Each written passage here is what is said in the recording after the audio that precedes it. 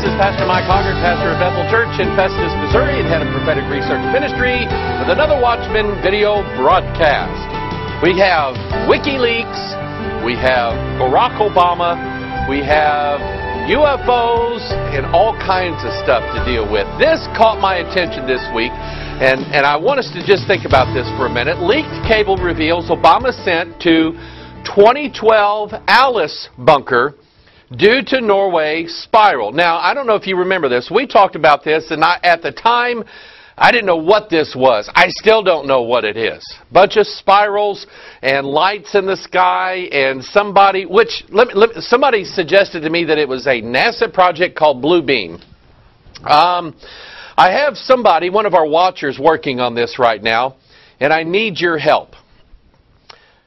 I haven't found any evidence that NASA Project Blue Beam even exists, other than one source from some French book writer who says there was a Project Blue Beam. Other than that, I find no reference to it whatsoever. Maybe you can help me out, help me watch things that are going on. If NASA is doing some sort of project called Blue Beam, man, I want to be right on it. So far, I haven't found out anything. Okay? Conspiracy theory, conspiracy fact. I'd rather have facts in my hand. But here is something that is sort of interesting here, and you don't get a whole lot from the headline here. Leaked cable, that's WikiLeaks, reveals Obama sent to, quote, 2012 Alice bunker. Now, apparently, and I don't know how true this is, apparently one of these WikiLeaks documents comes out and says that when this light show went off in Norway, this big spiral, that they took Barack H. Obama, the Secret Service or the NSA or somebody got to him and said, we need to sequester the president. They took him to what is referenced as the 2012 Alice bunker. Now, stop right here. The 2012 bunker. Is there something going on in Washington, D.C., probably so, that they have been and are now making some sort of preparations for something that might happen in the year 2012. According to this, it looks like they are. They call it the Alice bunker. Now that's interesting to me, because I'm just guessing here. This is conspiracy theory. I'm just guessing here, but I think this is named after Alice in Wonderland. Now, if you don't know anything about Alice in Wonderland and how it relates to spiritual entities, let me kind of explain it just a little bit here.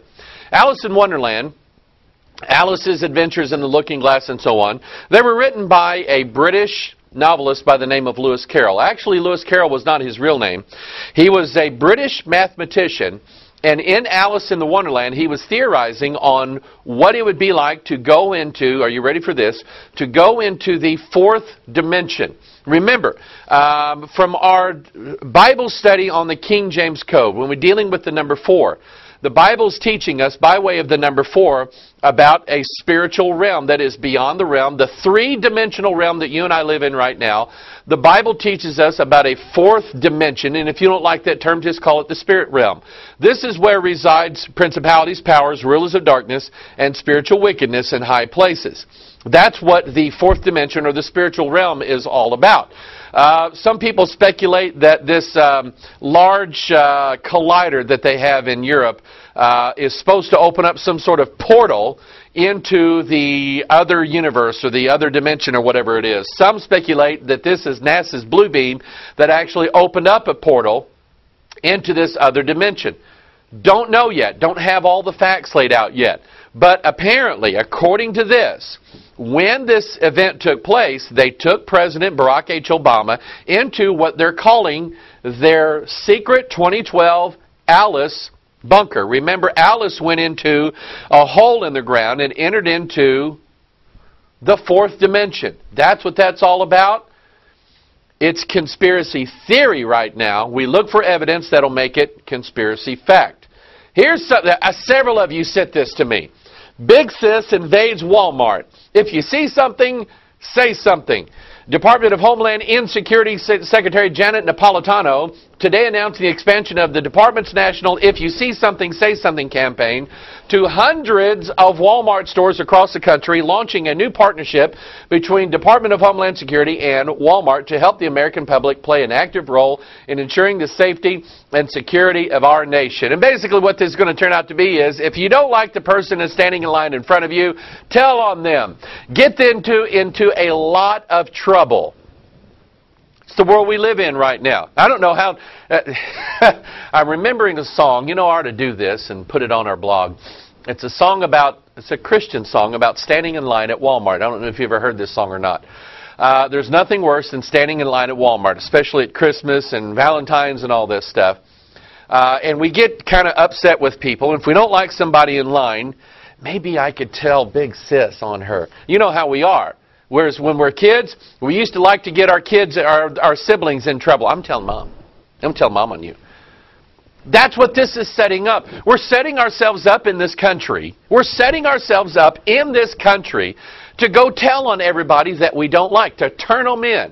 Already the child abuse hotline is used in that way in this country. I don't know how it is anywhere else, but it's used that way in this country. You don't like somebody? Hotline them. Get them in big trouble. To tell the IRS things about them, all kinds of stuff. We know that stuff is going on. And now Department of Homeland Security, big screen they're going to be putting at the checkout line with Janet Napolitano saying, if you see something, won't you come tell me? We'll launch an investigation into the person standing next to you. I know they're American citizens, but hey, they might be terrorists too. What a world we live in. Let's move on. You know what? Let's go to conspiracy fact. Let's not talk about theory anymore. Let's go to fact. Isaiah chapter 14. I go to this a lot because when I talk about conspiracy theories, I like to talk about what the Bible says. And if you don't believe the Bible, you've got a bigger problem than just believing, whether we landed on the moon or not. Here is the one big, gigantic, great green gob of conspiracy fact. Isaiah chapter 14, verse 12. How art thou fallen from heaven, O Lucifer? He fell from heaven, son of the morning. How art thou cut down to the ground, which didst weaken the nations? For thou hast said in thine heart, number one, I will ascend into heaven. Whoa. Hang on to that one. Number two, I will exalt my throne above the stars of God. Number three, I will sit also upon the mount of the congregation in the sides of the north. Number four,